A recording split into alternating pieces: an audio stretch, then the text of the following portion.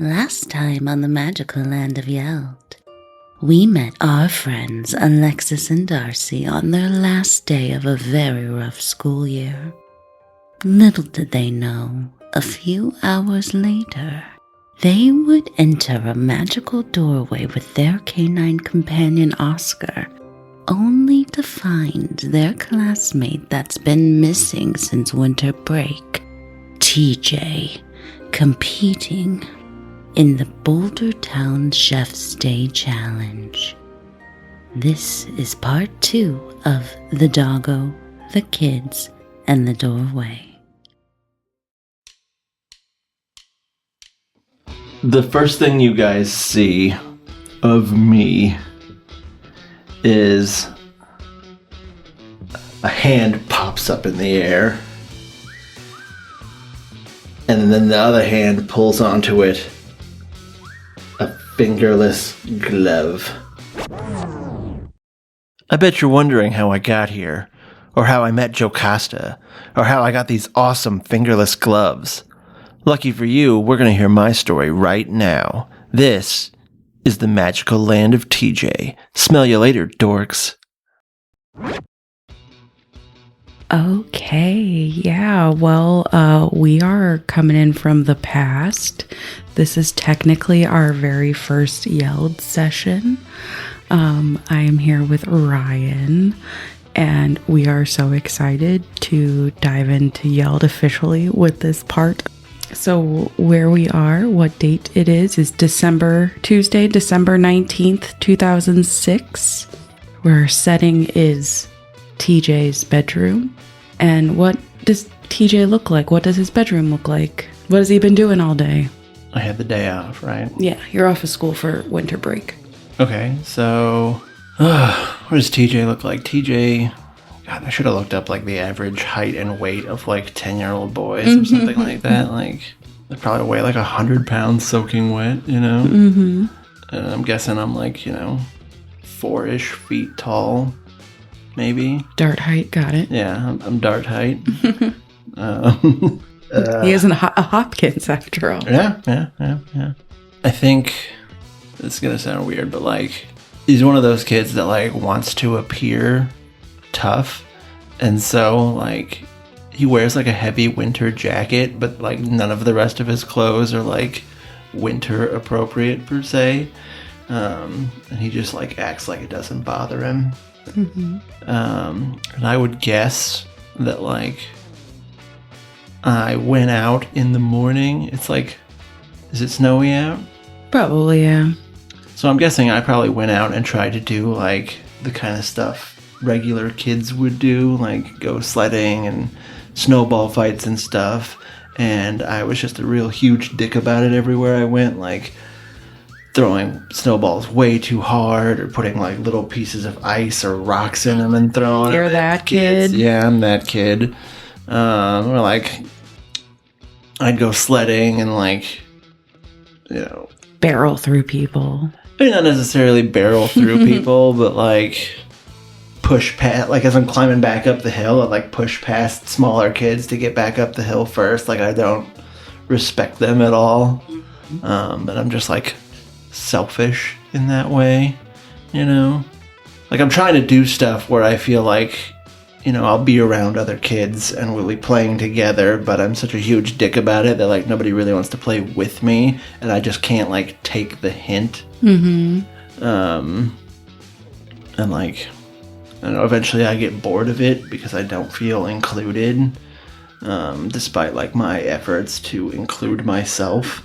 Quote unquote. Quote unquote. And so I'd probably like turn in a little bit early, come home before, the like kids are still out playing, but like I will go back home and like hop on the ye old PlayStation 2 and play a video game for a little bit and then get bored of it and go watch TV and just kind of like mill around the house. What game are you playing? What game am I playing? Man, I feel like I'm trying to think of like what a good fighting game was, because I don't think I would be into like RPGs or anything with deep lore or stuff like that. Like that'd be too involved for me, and I'm just not really like interested in it. But like Soul Calibur 2? Yeah, like old Soul Calibur games, or like Marvel vs. Capcom, I think was one that me and my buddies used to play long ago. Yeah, probably like Marvel vs. Capcom, or Soul Calibur, or Street Fighter, Virtua Fighter, whatever. Those Mortal type Kombat. of games. No, and maybe maybe some sports games, maybe even like a Tony Hawk or something like that. Like I like the skater games. I could see that for sure. Oh, I could also see Twisted Metal. Yeah. You're loving Twisted Metal? Yeah, it's a classic. Road Rash, great game. Okay. Yeah. Nice. Can you so you're in your room. What is your house like? What is your family like and your house like? I think we live in it's like a 2-story house where like the bottom level is like living room, kitchen, dining room, the guest bathroom, and then there's like a staircase upstairs where it's like my bedroom, the parents' bedroom, a guest bedroom, and like the main bathroom. And then like there's an attached garage that's like a 2-car garage, but it's just like jam-packed with tools because the driveway has like my dad's truck and like work trailer attached to it. Because he's a contractor. That's right. And like my room has like I'm fairly spoiled. Like I have all of like the newest toys and lots of posters from all my favorite stuff, and I have like a bunk bed where it's just the top bunk, and then the bottom bunk is like a desk that I'm supposed to do my homework at, but it's just covered in crap because I never do my homework. The chair at my desk is like a comfy gaming chair, and I just like spin it around so that I can look at the TV. I have a TV in my bedroom, not like a super big one, but like nice enough for me to play video games on, you know. Like a 27-incher or something like that. Well, that's pretty good for 2006. And it's about 3:00 now. It is getting time ready for you to get ready for karate practice. It is your last practice of the year because the dojo is closing for family vacation, basically. Sure. You haven't really eaten yet today. You've had a little bit, but Mom's been really tired today and hasn't really come out of her room. And Dad's downstairs on his phone pacing and just being loud, talking to someone he's supposed to be working with. Okay, well, it is 2006, so there are not air fryers yet. So I'm going to go downstairs and put a handful of bagel bites onto a paper plate and put them into the microwave and give it a few minutes on the microwave, and while it's cooking I will go upstairs and get my duffel bag and put my karate gi into it, whatever other stuff I would take along with me to karate class. Or an undershirt, extra pair of boxers just in case. Deodorant. Yeah, just various things. And I kind of shove it all into the bag in a very haphazard way that says I'm a messy kind of kid. It's there's no structure. There's no one telling me oh, you gotta fold all your clothes and put them away nicely, so I don't do any of that shit. So as you come down, you hear your mom listening to, or on the TV, her favorite rom-com, which is what? God, it's 2007? 2006, technically. 2006? December 2006. Wait, we're talking movie or TV show? Whichever you want. Okay. I'm gonna say that my mom loves anything with Matthew McConaughey, Meg Ryan. I'm talking. Oh, you know what's a good one? Oh God, the name of the movie's escaping me. It's got Liev Schreiber in it, and Hugh Jackman, and Meg Ryan, and the premise is that Liev Schreiber figures out some kind of time travel thing, and Hugh Jackman is like some kind of noble who's like working on the invention of the elevator for some reason, and he gets brought to the future to New York City where he meets Meg Ryan and Liev Schreiber, and Meg Ryan's like an advertising or marketing executive who has like a big contract to try and sell like butter or margarine or something like that. Kate and Leopold? Kate and Leopold, yeah. My mom was watching Kate and Leopold. Thanks, Internet. Oh man, it's weird how really well I remember that movie from watching it with my mom like 50 times. I had to search. I was like, what is this movie? It was either that or like How to Lose a Guy in 10 Days. I was thinking The Wedding Planner. When you said Matthew McConaughey, I was like, J-Lo and Matthew McConaughey, The Wedding Planner. Probably seen it. Or at least, in this universe, my mom has seen all these movies. 27 Dresses. Okay, yeah, so that's what you're hearing as you come down the stairs, and then it transitions to, what do you mean you're out? You're back ordered again? Like, do I have to go to someone else? Like, what do you mean? And he just like walks past you without acknowledging your presence. And like, I know from experience that like when my dad is talking like that, and when he's like got his voice raised, he's clearly stressed out. Like I'm familiar with that tone, and I know better than to like interrupt him while he's working because it'll make him upset. I have another guy that could get me this stuff faster than you. And as he's like walking away, you are now in the kitchen by yourself, getting your pizza bagels together. And with pizza on a bagel, you can have pizza anytime. Anytime. I also drink copious amounts of soda. What soda? Can it be Skeet? I'm just kidding. No, my family like were poor and now they're like lower middle class. So I'm gonna say that it's not Dr. Thunder. It's probably Shasta. Okay. It's Shasta at this point. There's like a liter orange soda. There's orange soda. There's root beer. There's cream soda. Nice. My dad is one of those dads who has like a second fridge out in the garage for his drinks. That makes sense. And mine, we do not keep them in the fridge. All of the like cardboard 12 packs are just like laying on the floor, and I drink all my soda room temperature. Wonderful. That's just the tapestry of TJ. Okay, well, you enjoy your afternoon snack, early dinner, pre-workout, your pre-workout of pizza bagels and soda. And it's time for you to go. It's time for you to head out, and you need a ride. I need a ride.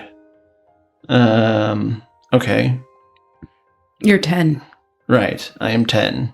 No, sorry, you're 9 at this point. That's true. Okay, I'm gonna go interrupt my mom's movie. Mom, it's time for me to go to karate practice. Oh, is it really that time already? Oh, honey, I am just so tired and... Mom, come on, I'm gonna be late. You won't be late if you hurry off to the bus or ask your dad. Dad's working. Dad's always working. He can help you at least once. Just interrupt him. Fine, Mom. Whatever. I can come pick you up later, though. Just let me rest one more time. One more nap, and then I'll be able to come and get you. What time do I need to be there? Don't worry about it. No, I'll be there. And she starts getting up, and she's like, sorry, my hip's really been acting up with, I'm sorry. I wish... I'll be there. I'll come get you. I'll just go ask Dad. Okay. I'm sorry. I'm gonna go find my dad and see if he's still on the phone. As you, walk out, your mom opens up her drawer and shuffles through a whole bunch of, empty pill bottles and, tries to do it, while you're not looking to take more. Oof. Okay. So where's Dad? Dad is in the garage. Okay. I'm gonna go and I'm gonna kind of put my ear to the door and like see if I can hear him still talking on the phone. He is not on the phone, but he has started his router. So he is starting to work. You hear, it's not a table saw sound. You know what the sounds are, I feel. It's not like a drill or anything like that. He has his router going and he is doing that kind of stuff. Finishing work. I will... Dad! Dad! He has his headphones in, or his like earplugs in. And the closer you get, the more like he's like murmuring to himself. I'll get this one done and the next one, and then I gotta go. And this one done and the next one, and then I just gotta go. I have to go. And this has happened to you before where he is just seemingly so busy. I'm gonna find like a nearby pile of lumber, and I'm gonna start trying to do like a weird balancing act on it, like just in his peripheral vision. And then like stumble off of it and like knock some of the boards over and look up and like see if he heard that. I'm gonna have you do a skill challenge for this. I want to say brave. Let's do a brave roll. Let's do brave. And you need to beat a 4. So do you have anything else that would help you at this time? If not, that's okay. I don't think so. Because it's like 1 brave. Mm-hmm. Okay. So let's just say your skill is you're going to jump up onto the boards and you're going to do the surf thing. Whether I succeed or fail, it's probably going to get his attention either way. We'll see. 5. Oh. So you're out. You want to get his attention, right? Mm-hmm. He also got a 5. So that means that you tied, which you win all ties. Friends do. And do the board slip?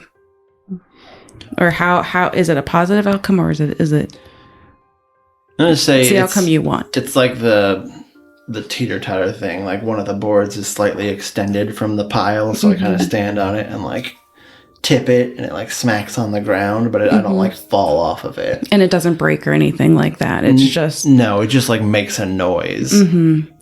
And I'm goofing around on his work stuff, you know. Jimmy, get down. All right, Dad. It's just that I need a ride to karate. What? And he's like taking out his like headphones. I need a ride to karate class. Oh, is it that day? Is it Tuesday already? Oh, God. Your mother can't take you? No. You're the one who wanted me to go anyway. Yeah, I did. Here. And he pulls out his wallet and he hands you a $10 bill, which in 2006 could get a kid pretty far on the bus. And, at the mall. Sure. And he's like, here's a $10. And he has more in his wallet. Fine. I'll just snatch the $10 bill out of his hand, kind of like a smart ass. Mm-hmm. Hey, be grateful, Jim. What are you doing? Nothing. I'm sorry. Stand up straight. Look at me in my eyes. All right, jeez. Can I go now? Yeah, see you later, kid. And he goes back into doing his routing and going back to work. Yeah, I'm gonna march off all sulky style down to the bus stop. I'm gonna guess that I know how to get there via the bus, because I wouldn't be surprised if this was the first time this has happened. Yeah, this isn't uncommon, where mom is just a little too quote unquote tired. I'm drawing from personal life experience where my own dad showed me how to get to where I needed to go on the bus so that he did not have to drive me every single day. Mm-hmm. So you are sulking your way to the bus stop and notice that it is pulling away. Cheese and crackers! This is now an effort challenge called Catch That Bus. So, you know where the next bus stop is. You know this route. This isn't the first time you've missed this bus. you know that there is a certain route that you could run and make it to the next bus stop. It is like a back alleyway. You can describe it if you would like, but you can run to make the next bus stop. I'm gonna assume that my neighborhood is like one of those. It's not like part of the older town. It's like a new subdivision, or like a relatively new subdivision, where there's just like there's not like a lot of creativity to it, you know. Cookie cutter houses. Yeah, it's cookie cutter, and so I know that like the next bus stop is just like 2 streets over, and if I like cut through my neighbors' backyards, I can make it. Yeah, I love this. Setting up this scene, like I'm just like picturing it. So you are going to run through your neighbor's yard, and the difficulty is a 6. Oh man. Okay. I do feel like this is athleticism, right? Mm-hmm. Do you have other things potentially that you could? Nope. Nope. No. Okay. It's a strong roll. Yes, it'll be a strong roll. And basically an effort challenge, just so you know, is that you will succeed. You will get to the bus stop in time. But whether or not you make it there without losing a core die depends on this roll. Oh, jeez. 11. 11. So you do it. You are amazing at it. Please describe this like chain of, I feel like the fences, right? Like where it's like some are chain link, some are wood fences. Maybe like their swing sets and stuff. Like how do you get through your neighbors' yards? Amazingly. I would say that I'm pretty familiar with like the overall neighborhood. And because it's like a relatively new neighborhood, not all of the houses have like built fences yet. That makes sense. And so it's just a matter of like knowing that like you gotta go up to this house that has a fence and then go over to the edge of this fence and then you can run up the little gap in between these 2 houses, that kind of deal. You've memorized the pattern of the fences. Yeah.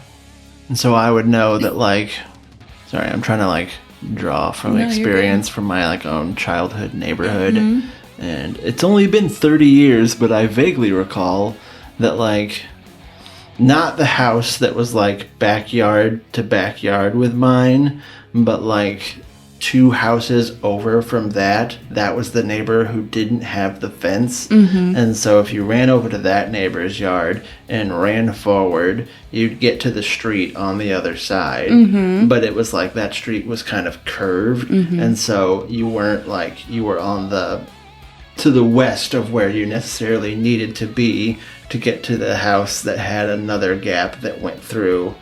So you had to run over to that neighbor's house, then run through their yard, get to the street, and then follow the curve of the street back up towards your house, and then run into that neighbor's yard. And that neighbor's yard was one of those ones where they had like the power pole that was like right on the corner of their property, so they couldn't build a fence right up to it because you're not allowed to.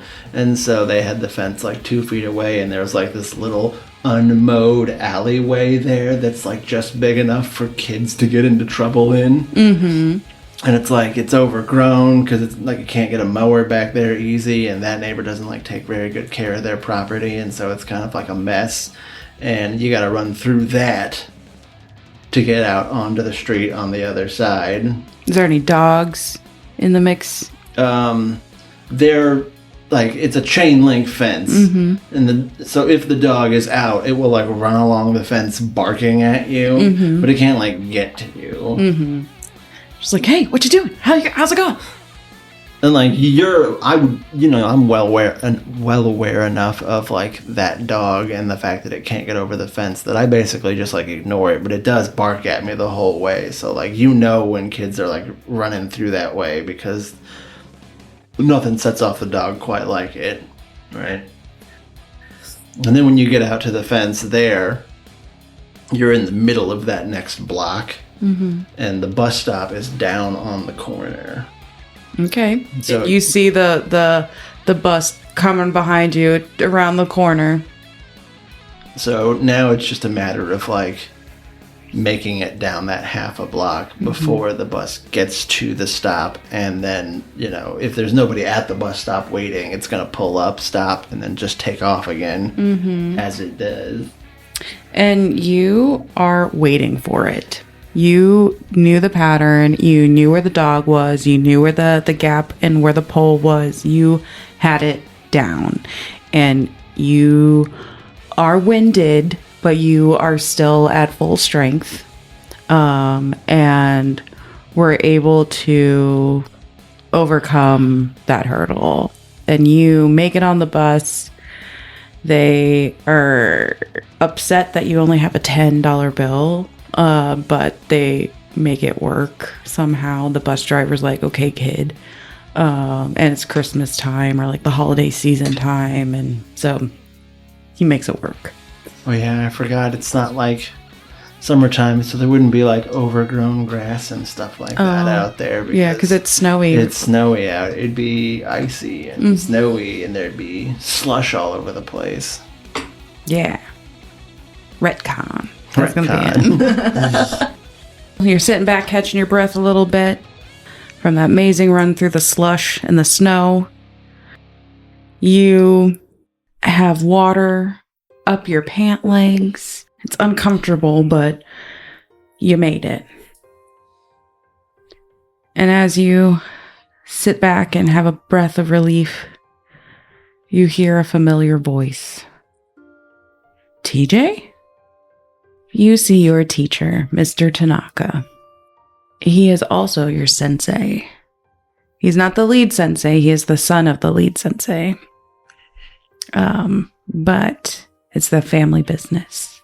He is sitting there with his iPod shuffle and like his white corded iPhone or iPod headphones. And he is wearing sweatpants and a long sleeve white graphic tee with Ichigo Kurosaki from Bleach on his shirt with a puffy blue vest.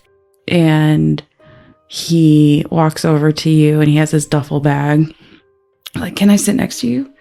Okay. Oh, it would have been really weird if you had said no, but I guess that's your choice. And so he sits in a seat like across from you, I guess. Yeah, are you excited for practice? It's good to see you. What are you doing on the bus? I never see you on the bus. My parents were busy. Oh, and you knew what bus to take? Do you know how to get there? I've done it before. Oh. Okay. I guess that's cool. You're pretty cool. I mean, it's not uncommon for 9-year-olds to ride the bus. Maybe here, but you know, whatever. Do you have any plans for the rest of the year? No. Well, that's okay. We're not going anywhere or anything. That's fine. We're going to Japan. Cool. Yeah, I mean, that's where my parents are from. We haven't been back in a really long time, and it's the first time they've been able to go. So we're going to go. Wish my parents would take me cool places. You know, maybe one day. I mean, we haven't really been anywhere for a really long time. My parents have been really working and trying to save up as much as they can to make this possible and to make lots of things possible. They put it off for a really long time so that I can go to college. And now I'm teaching so I can help them. You know I'm teaching. I'm really excited to be teaching. And he is like over eager. That's cool, Mr. Tanaka. Yeah. You know what we could do? Like, he's looking at his watch, and he, because he doesn't have the clock on his iPod shuffle. I think we're going to have time to stop at Oscar's birthday party before we go to practice. You know, it's Oscar's birthday, right? You celebrate dog birthdays? We celebrate all birthdays.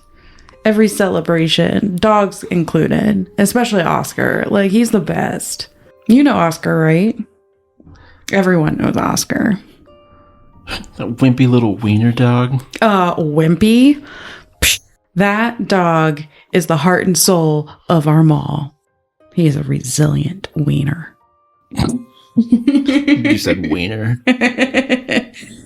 Maybe I shouldn't say that out loud on a bus with a child, but he is a dachshund.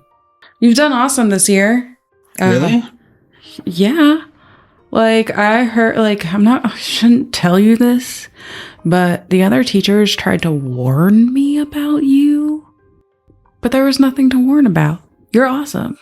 You have your own way of writing and your own, stuff. And yeah, you should probably do your homework more, but all the work that you do in class, it's great.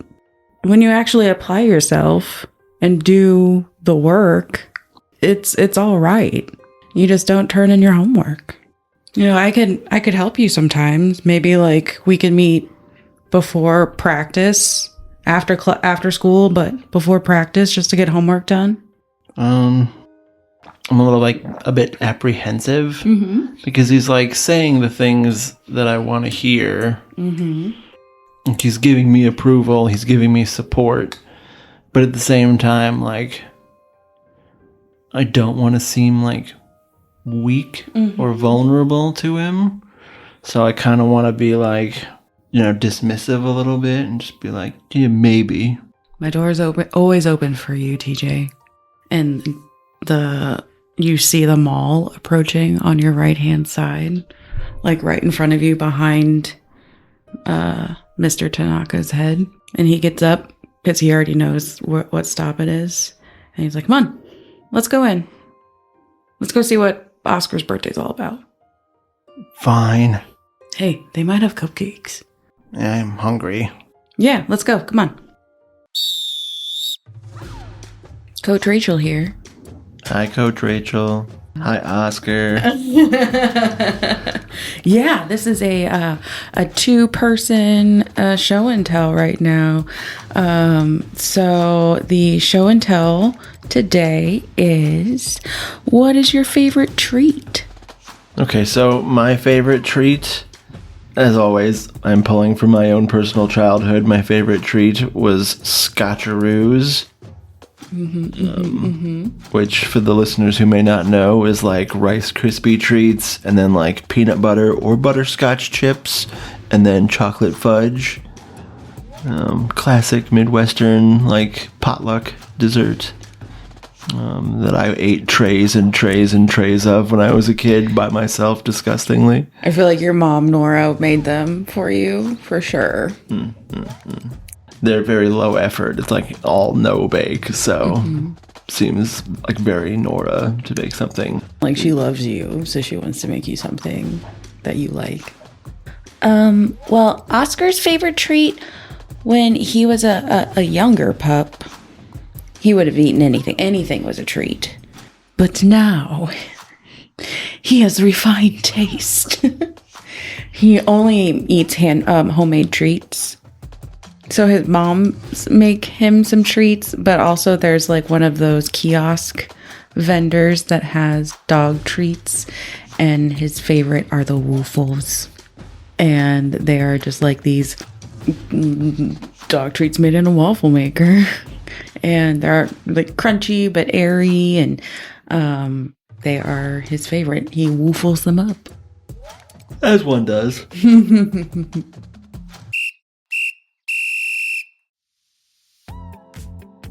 This podcast is brought to you by our Patreon. Become a patron today at patreon.com/rollforthpod. Gain access to exclusive perks like extended show and tell character questions, behind the scene content, Patreon exclusive stories, and so much more. Become a patron today. You are seeing a really long line wrapped around the corner out of the Sunspot Mall. 40-year-old gentleman who owns the facility is out there in line being I'm sorry, this is our cutoff spot. Please come back tomorrow. We are open at 8 a.m. And there are families upset because they've been waiting in the cold so that they can see Santa. It is. I definitely thought you were going to say to buy a Wii. No. When did Wii's come out again? Like right at this time. Yeah. Okay. Yes. So that is also something that, but like they are there for Santa. The mall is packed anyways because Wii's and there's a whole bunch of buzz around like Apple and iPhones coming out next year, and so the mall is a buzz for holiday time. Gift wrapping tables and frantic families with wagons of gifts for them to wrap. And you make your way to a quieter wing of the mall where there is your karate dojo, as well as right across from it is a textiles shop where Oscar's mom's own, and they are celebrating. Music is pumping. I definitely thought you were going to say, and they are human. Yes, they are human, and they are also roommates. Roommates. Right. Yes. And they are having a birthday party for their disabled wiener dog. And they have cupcakes and party games and a whole bunch of stuff that you can't participate in without money. One, because all of the proceeds go to the shelter that Oskar was adopted from, and Oskar is just getting all the loving. Everyone can stop in and tell Oskar happy birthday, purchase him a treat, and he's the king of the day. And that's the vibe of the store. There's banners everywhere that they made. There's sales happening, portions going towards the rescue he is from. I'm going to go say happy birthday to Oskar. If you want to, you can stay here, but I'm going to go say happy birthday, so I'm going to get this cupcake. And he just like moonwalks away. Moonwalks, turns, and goes into a Naruto run. Man, it's going to be really difficult to play a bully. You're going to bully this disabled dog? Or it's gay moms. Yeah, this is bully bait for sure. This is bully bait big time. I didn't even try. You see Mr. Tanaka going over and giving Oskar scritchy scratchies, buying a treat, and buying, there are handmade trinkets his Miss Mi and Mi-Err created, so that you can donate money and you get to pick whatever trinket you want. And so he's picking out his trinkets and grabs his cupcake and is like, all right, I'll see you later. I'm gonna go over and get dressed and get ready. I'm already running late. I can see my dad giving me the evil eyes across the hall, and you can just see him like standing in the window, being like, "Why are you late?" I'm gonna try and do something sneaky. Sneaky. Okay. Yeah. I'm going to quietly edge my way up to the table with the cupcakes on it. Very discreetly. I don't want anyone to like pay attention to me, so I'm trying to be like as not noticeable as possible. And then I am going to take one of the the way I'm imagining it in my mind is that it's like one of those tables where it's got the like tablecloth on it. Yep. That's exactly what it is. All you see is like the line of cupcakes and the table with the tablecloth, and then you just see like a hand pop up and take one of the cupcakes, and it disappears, and like a few seconds go by, and then the hand pops back up and puts like the leftover like $9.50 onto the table, and then the hand disappears again, and no one's the wiser. I would like you to make a skill challenge for me. All right. I'm going to say it's a strong roll of 8. There's a lot of people around. I feel like it would be very difficult. Oh, man. 7. Oh. Miss Mi sees you and thinks it's so funny. And what she does after she sees that you slip the money, she slips you the box of trinkets for you to pick what trinkets you want. You made a donation.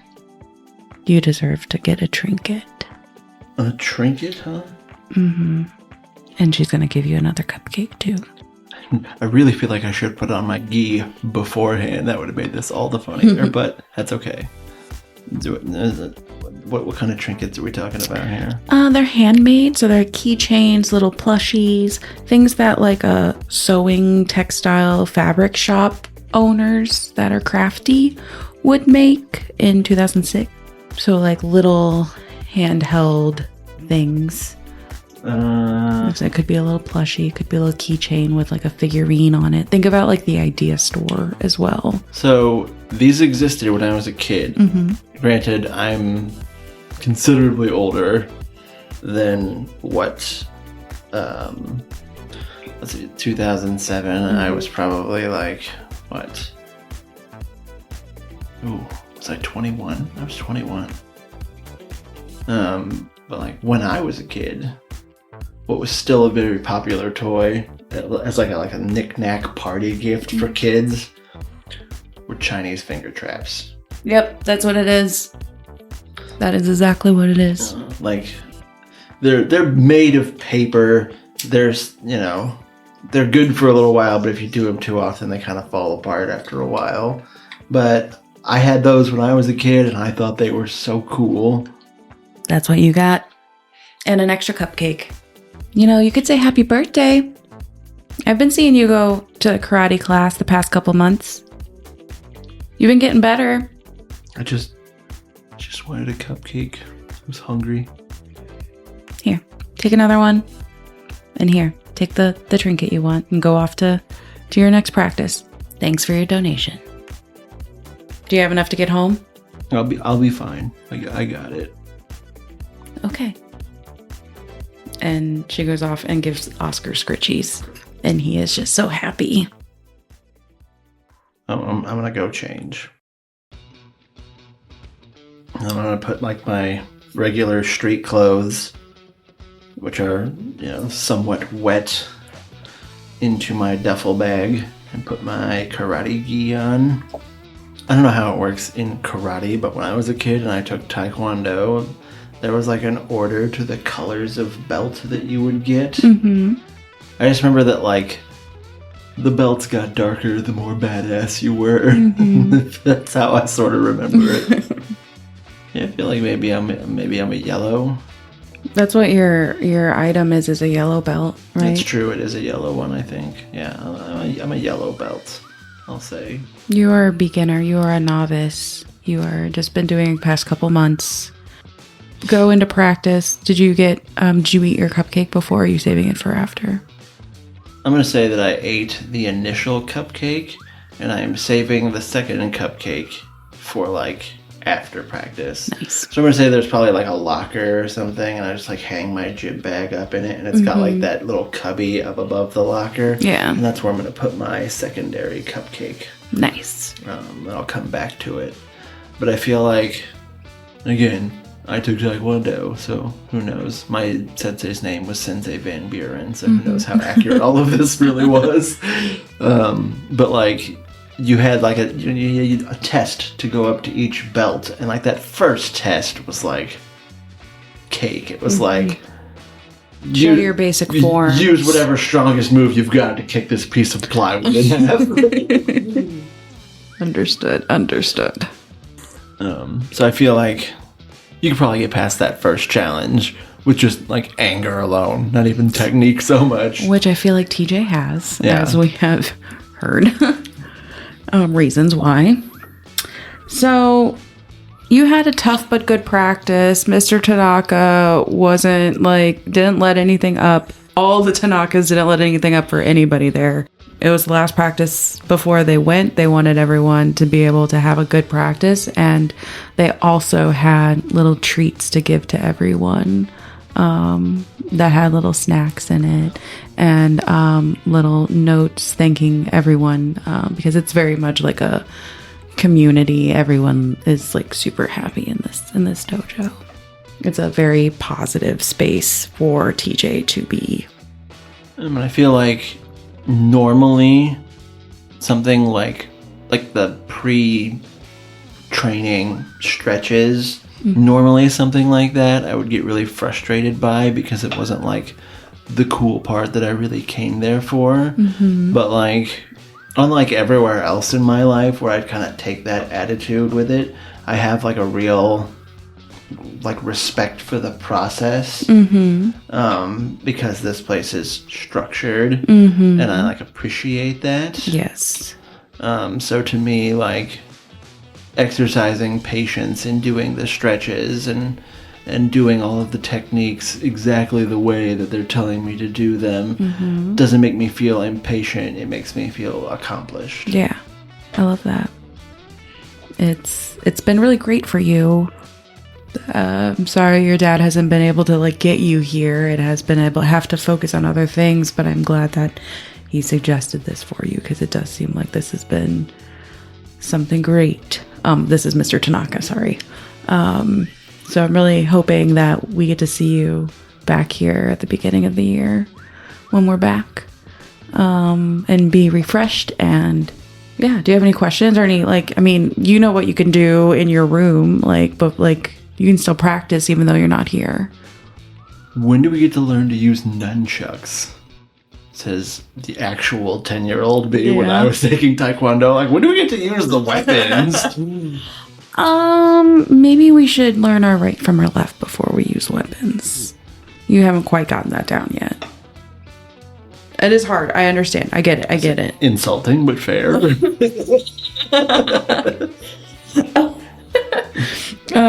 Yeah, so work on that while we're gone. Remember the L on the left side, and then he's like showing you the L's.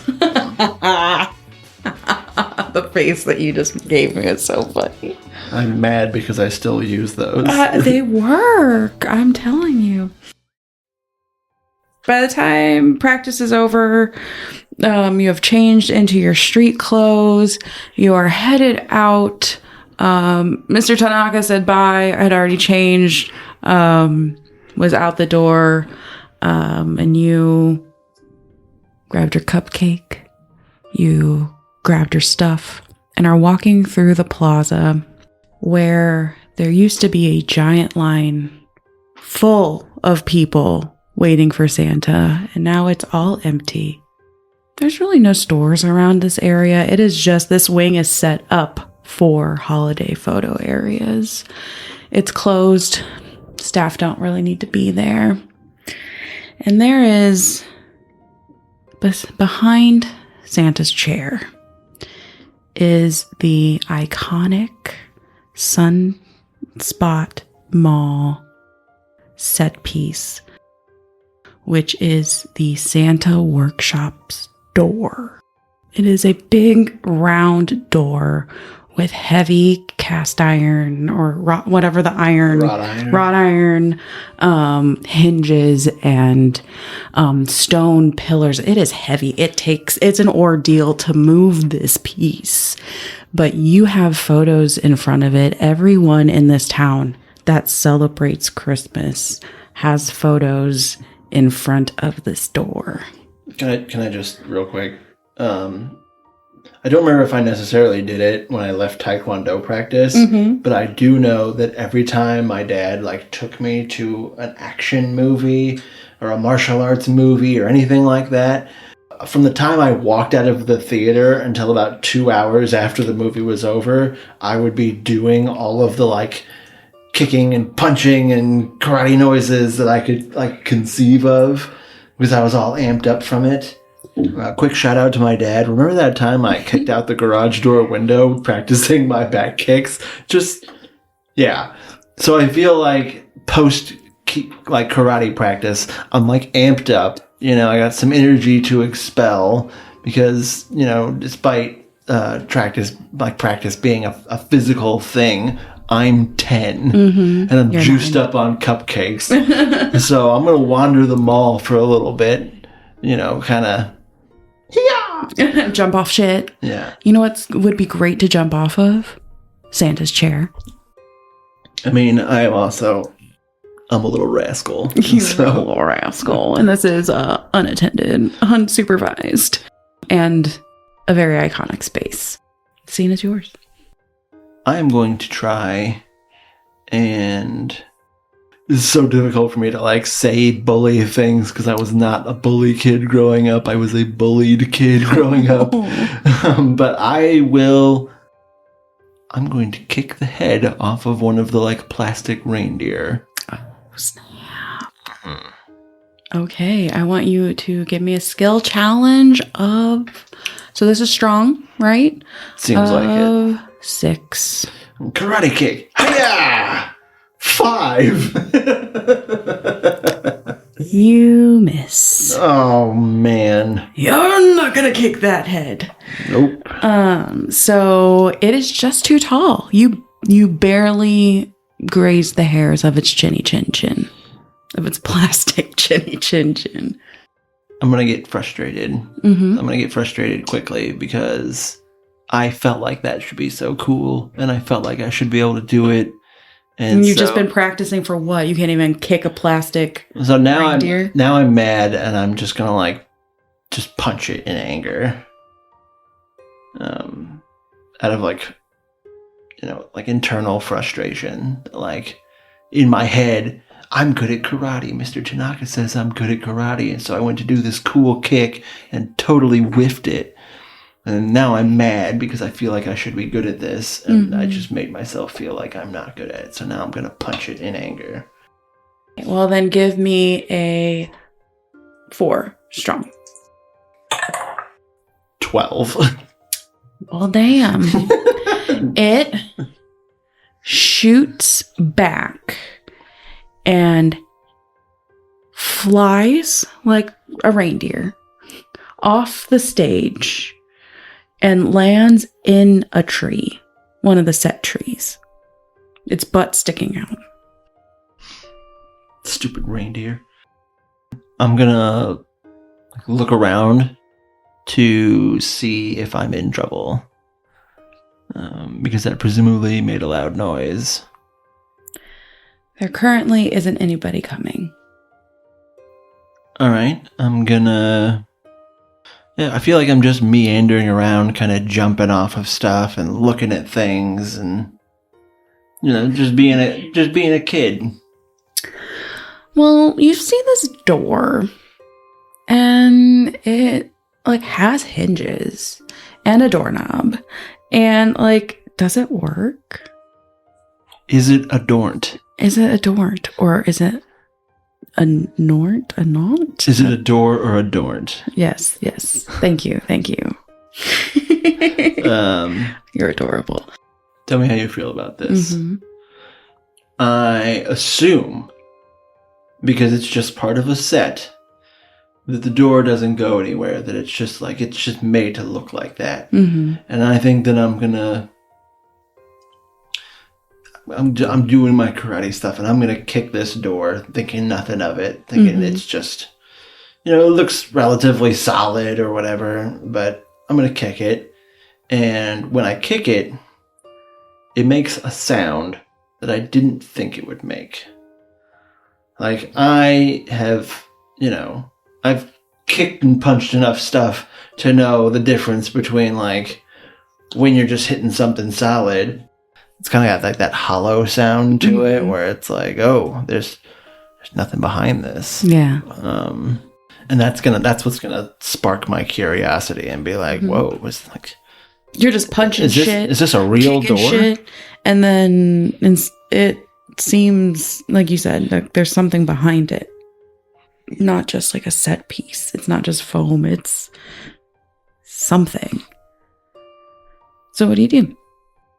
I hope you don't mind me, like, set dressing here a little bit. But, like, when I hear that, I'm going to, like, look behind it. And it's just got, like, those 2x4 bracers kind of, like, holding it up. And there's clearly, like, there's nothing back there. Yeah. And yet, I'm going to go back and, like, pound on the door some more. And it definitely sounds the way a door sounds when there's, like a room behind it. Yeah, like a room behind it, as opposed to just, like, it being just a big, solid, fake door that's just painted to look like one. And I'm like, what is going on here? That curiosity is now really going to get the best of me, because like the door has hinges and like a knob and stuff, and it looks like a real door, but it's definitely just like, I'm looking back there and I'm like, what the there's nothing, what is going on? And I gotta open the door. You jiggle the handle and it's stuck, but you can feel that it's supposed to turn. I need a skill check. All right. I'm going to put like 1 foot up, like 1 foot on the side of like the frame so that I can like really push against it. That way when it does pop open, I like fall backwards. Just love the flavor. Yeah, that's the flavor I want to give. All right, skill challenge. Skill challenge of 5. 8. As you pulling it open and it like finally pops loose and you can turn the door all the way and it pops open and you start to fall, and as you are falling backwards, you feel the cold air coming through, and it is cracked, like it hasn't been pushed open yet. And so you just see through the crack, and you are falling, and you see, as you are falling, snow is falling through the crack. Just a sliver of a mountainside in the distance. Hold on, I gotta look and see if 2 certain movies have come out by this point. It's really, inform my decision-making process right here. Quality check. Oh, yeah. Okay, so 2005, the year before this, the first Chronicles of Narnia movie came out. I've seen it. I know what I got it. I got an idea of what's going on here. I've seen Narnia. I've seen the 3rd Santa Claus movie with Tim Allen. I got some idea of what happens when whimsical doors start popping open. Pop, pop. Informed by this, I think that like magical Christmas land is going to be on the other side of this door. Like, I'm about to meet Santa Claus. What's this? I'm about to apologize to Rudolph for kicking that reindeer statue. Like, it's all about to go down. Aslan, he's going to be there. It's going to be a whole thing. You have found the door to Narnia. Yeah. All right. Time to go talk to Lion Jesus. Let's do this. So you stand up, and there are no humans around. Like, there are no adults still. Everyone's gone. And you push open this door, and you are in a snow-covered meadow in your puffy jacket and your bag. And there are mountains on either side, and you are facing, in the distance, a town with lit up in the sky. Not in the sky, but like in the distance. Like, it is not a huge like metropolis, but it is a picturesque cabins in the snow with the trees. And the door is literally just like it was in the area, in the middle of nowhere. There's nothing behind it. Okay, so I got a question. Sans Narnia. Is the door gonna like close behind me, and then the door's just no longer there, and I look and it's like just the environment, and like door's gone? You don't know. Oh man. Well, being a child who has seen these movies and doesn't have a super great like instilled sense of like fantasy versus reality, especially given how much time I spend like playing by myself, I'm jazzed up. I think that I have entered Christmas land. So what do you do? I just see like the snowy wooded hamlet in front of me. Yeah, I'm gonna go for it, because in my mind, based on the movies that I have seen, like when you go into a magical realm, time doesn't pass the same way, so I figure I can go have an adventure. I'll walk back out that door, and I'll just like, it's only moments have passed or whatever. Like, that's my perception of it. Okay. So you start running, and it is snowy and magical.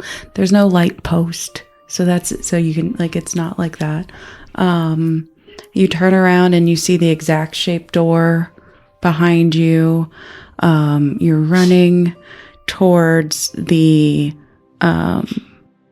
you get about like 60, 75 feet away from the door, and you hear it shut. And in front of it is a wolf with a scratch over his eye and a cuff on his arm, and he talks to you. Uh-oh. Well, well, well. I knew there would be a child that'd come through this door soon. It's been so long since this door had a child. It was bound for someone to come through. Lucky you.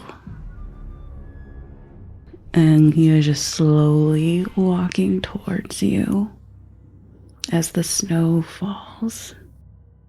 I'm a little, what's that? Like, I don't recognize the danger, because to me, this is just like... It's a story. It's a movie come to life. Like, oh man, a talking wolf. That's crazy. And it's just getting closer and closer, and you're not gonna run? It's not gonna be fun for me if you don't run. And he starts growling.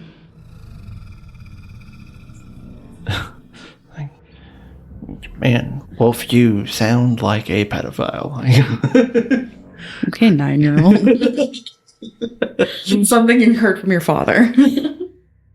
I feel like I also like video games, though, so I'm like, oh man, like, this may be like a fantasy situation, but that doesn't mean wolves aren't dangerous. Mm-hmm. The fact that he's talking doesn't, like I feel like if this was like, pre-modern era and you saw a talking wolf, you'd be like, whoa, religious experience. But you're like a 10-year-old in 2006, you're like, whoa, video game. This is like that first combat they set you up with. Yes. Like I've got that perception of it, because I'm informed by like the culture that I come from. Yeah. But I also think that it's going to be like not hard, Mm-hmm. Yeah. Because I think it's like a video game. All right. Like I have no real perception of how difficult this is going to be. The wolf with pure, like happy, like glee in his eyes will now charge at you and attack you. So he is going to start the fight sequence, or the fight round. And so we have our awesome board, because I backed it, hence why my name's in it. Kingdom Hearts 2 was 2005, so I'm like at least vaguely familiar with. It was not my type of game, but like yeah. I've played enough video games to know. When you walk away.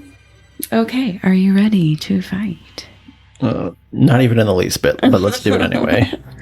Okay, so you are facing a cursed elder wolf, a very powerful one, and he is very fast, and he can go 3 spaces, and he is also going to run, so that means he can go 4 spaces. He has a +1 of run. So 1, 2, 3, 4. He couldn't. That's fine. He's going to stay there because he's done his movement. He doesn't have really anything to attack.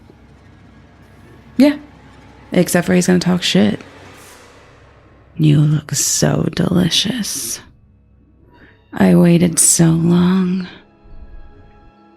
Did you ever play Final Fantasy Tactics Advance? No, I didn't. Like the very beginning of the game, all the kids are in like a snowy little town. Mm-hmm. And then they have like a snowball fight, and then they go back and read this book, and then they all kind of get sucked into the book, and it's the Final Fantasy world. Mm-hmm. And the very first thing the kid does when he comes through is like talks some shit to one of the creatures nearby because he doesn't like understand where he is. And he's like, "Whoa, you look like this creature from my video game." And they're like, "The did you say to me?" That's 100%. Like, you unintentionally did it, but that's 100%. Whoopsie. I'm gonna be like, "Oh, I'm in danger," and because you just see a wolf running straight for you. It's calling you delicious. But again, I have that mentality of like, "Oh, a video game." So I'm like, I know some karate. I'll fight this wolf because I can totally do that because it's a video game. Yep. And so I'm gonna like get into the stance that Mr. Tanaka taught me, and get my feet planted. And I'm gonna put my dukes up, so to speak.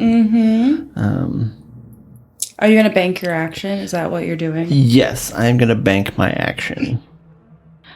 All right. Well, he's gonna run at you and bite you, or try to bite you. And one of the things about biting leaves you vulnerable. Monsters who are not defended by your bite attack will roll 1 extra die on their attack against you. So if I bite you, you can +1 me the next time. So you have to do your tough and any armor. Okay. Ooh. I got a 15. I got a 5. So you lose a tough die. And you get +1 die to your attack roll against me if you attack. But I also get a +1 on my action chain. Okay. It is now your turn. Okay. I'm going to be suddenly overwhelmed by the reality of my scenario because I just got bit for real. By a wolf. By a wolf. For real. And I'm going to karate chop that wolf. Okay. I get the +1 die for for your advantage, basically, and your karate chop. Okay, so that's 4 die total. And I have 4 die. Oh, man. 13. 18. Cheese and crackers. So no, you missed. So are you done, or did you want to move? There's no opportunity attack or anything. I know, but I'm not fast enough to escape this wolf. Okay. So let's start back over. Top of the round with the cursed wolf. He is going to bite you. Just saying, I feel like this is vengeance for that D&D scenario where I had you get beat up to the point that you lost. Yeah, I tried so hard on that. No, it's not. It's not. I only have 1 tough die. Yep. So that's all I can do. And I got 10. I got 4. So I'm dead. Bam. Look at that. Already. Like, first fight, walking through the door, immediately dead. You are now a ghost. As you are above your body, you see other ghosts around you. Not friendly, they are not foe, they are just there. They are not there to attack you. But you can see that there are ghosts of other children that did not make it past this point. And as you see across the snowy meadow, you see a hooded figure running as fast as they can towards you, behind the wolf, basically. So in that corner, they enter. If we had a mini, they'd enter behind. And you are seeing this hooded figure grab the wolf and attempt to throw them away from you. Adding 5 strength dice plus 1 to fight dirty. Would you roll for the wolf for me? Sure. 3 tough dice, please. And 4 tough dice, please, because +1 armor.